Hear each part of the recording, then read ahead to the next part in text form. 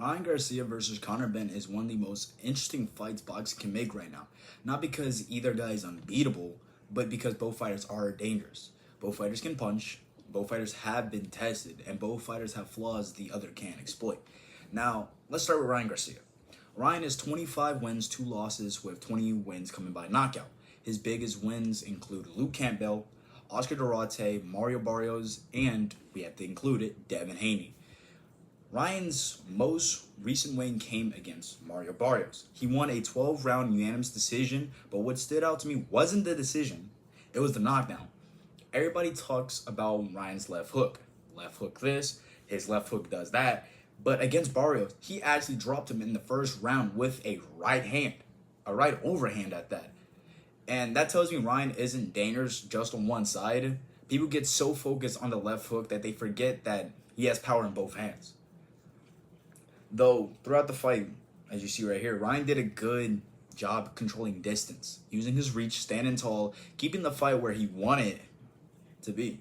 And when Ryan gets into a fight at his range, he's a problem.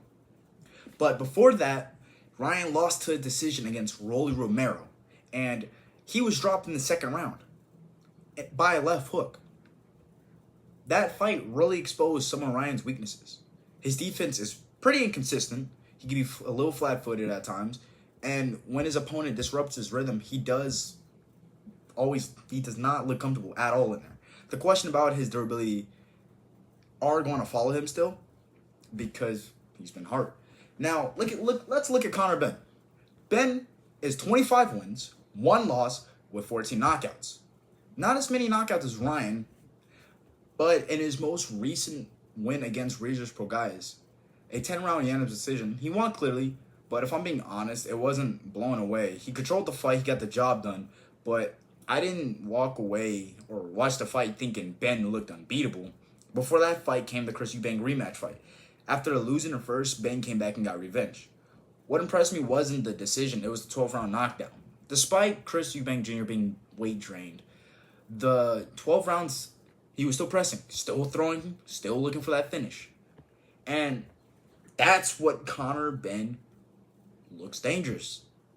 That's when he looks really dangerous. The pressure, the aggression, the pace, how he's constantly trying to force mistakes against his opponent. But Conor Benn has flaws too. He's overly aggressive at times, leaving himself open. He can be hit. And against somebody with Ryan's speed and power, that's very risky.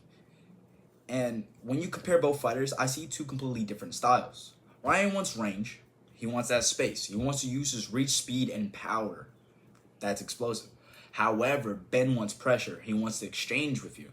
He wants to make the fight as uncomfortable as possible.